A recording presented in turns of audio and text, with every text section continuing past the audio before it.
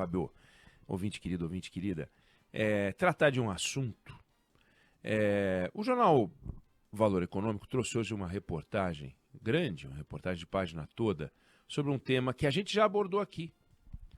Porque é um tema que o mundo está discutindo, sobre um desafio global e que é complicado de resolver.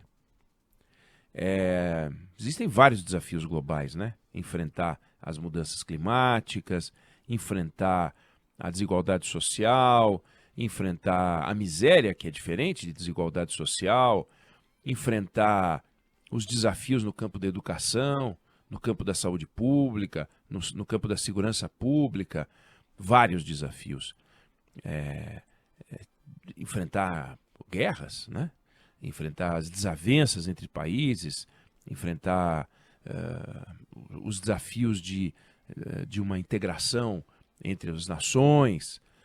Mas todos esses assuntos que eu citei, de certa maneira, são assuntos que os governantes conseguem, de alguma forma, discutir.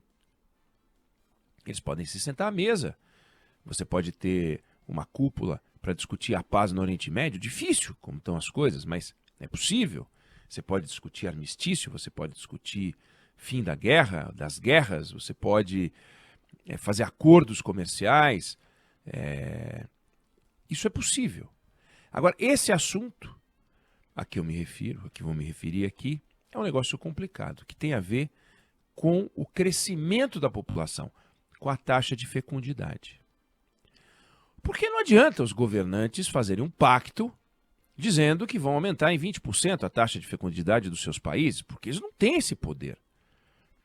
E a taxa de fecundidade vem caindo numa velocidade maior do que se imaginava. Os especialistas acreditavam que no final do ano 2000, a taxa de fecundidade, que 3 anos antes era 2,5, ou seja, 2,5 filhos por mulher, seria de 2,4, mas foi 2,3. E o mundo, que ainda não recebeu os números da ONU mais atuais e que vai soltar os seus dados mais recentes em breve, os números, os relatórios que a ONU tem recebido dos países sobre os quais ela prepara os seus estudos para definir, anunciar a taxa global, mas cada país já tem ali passando informações, os números têm vindo com uma taxa de nascimentos entre 10% e 20% menor do que as projeções feitas.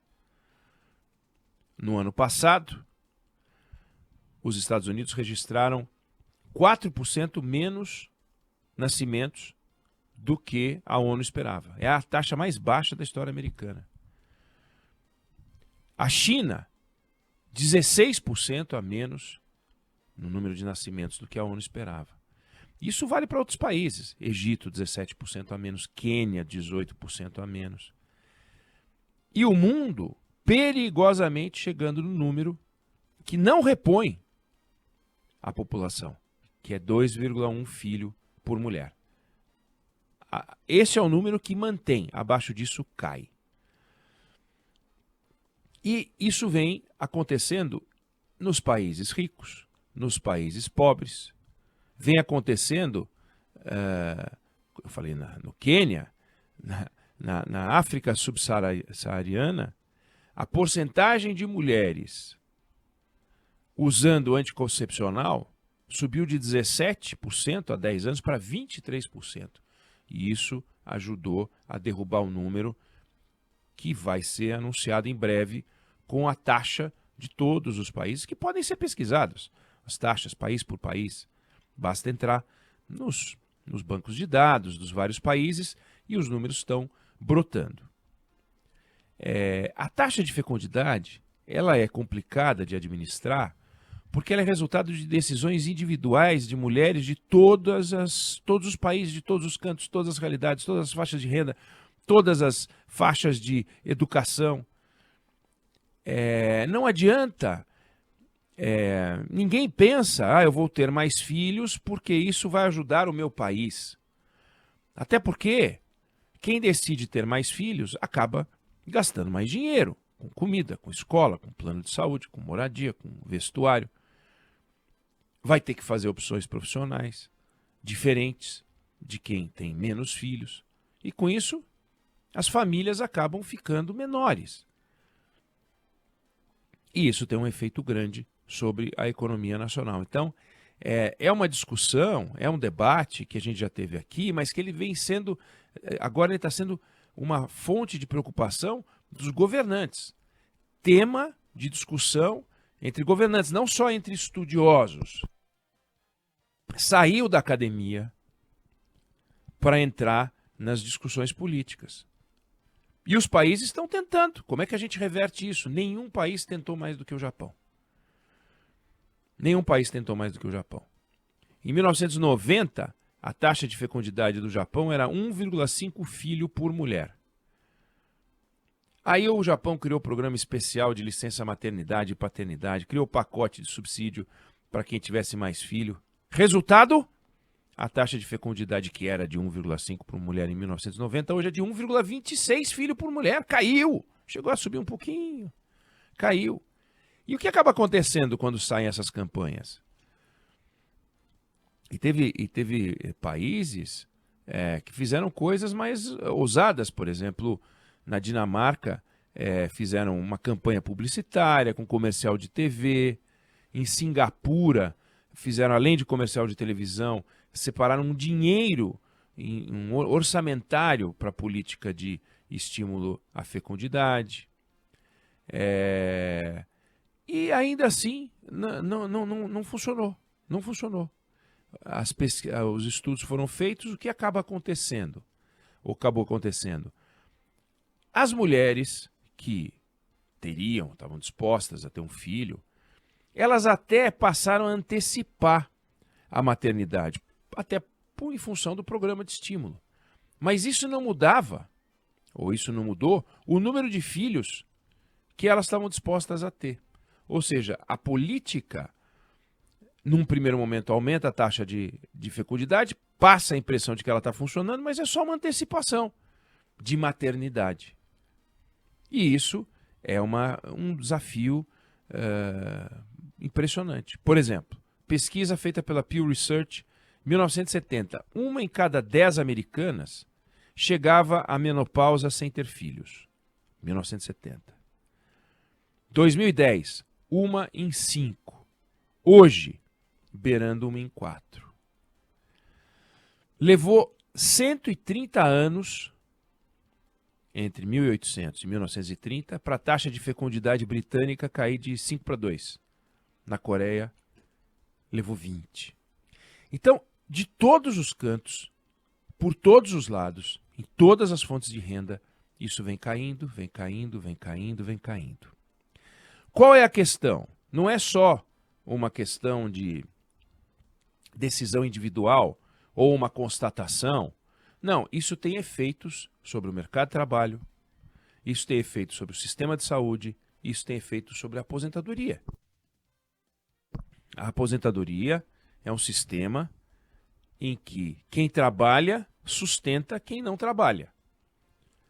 Na medida em que o número de pessoas trabalhando, porque a sociedade vai diminuir, cai, como é que se financia um sistema desse tipo? A coisa vai complicando. E é um negócio complicado de resolver. Singapura, 1950, 6,6 filho por mulher. Taxa atual, 1,2. Brasil, anos 50, 60, até anos 70, 6 filhos por mulher. Hoje, 1,5 filhos por mulher, 1,3, aí depende do 1,7. É muito pouco para o objetivo de reposição da sociedade. Quando eu digo muito pouco, eu não estou falando da vida das mulheres, nem da vida dos homens, nem da vida dos casais. Eu estou falando de países, porque os governantes estão preocupados com os países. Só que quando eles discutem isso, eles entram na vida pessoal. Por isso que eu digo, não tem a ver com as políticas tradicionais de discussão de educação, saúde, infraestrutura, comércio exterior. Na educação, você não invade a vida das pessoas.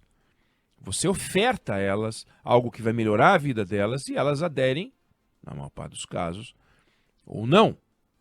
Tem coisas que são opcionais, tem coisas que são obrigatórias. Na saúde é um direito das pessoas. No Brasil, por exemplo, você tem o SUS, é um direito das pessoas. Algumas coisas são obrigatórias, outras não são obrigatórias.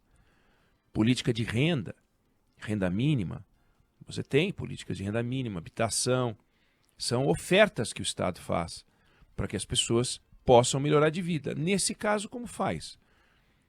Eu vou lançar uma campanha para quem tiver o segundo filho, vai ter um subsídio, como alguns países fizeram. Nós vamos fazer isso?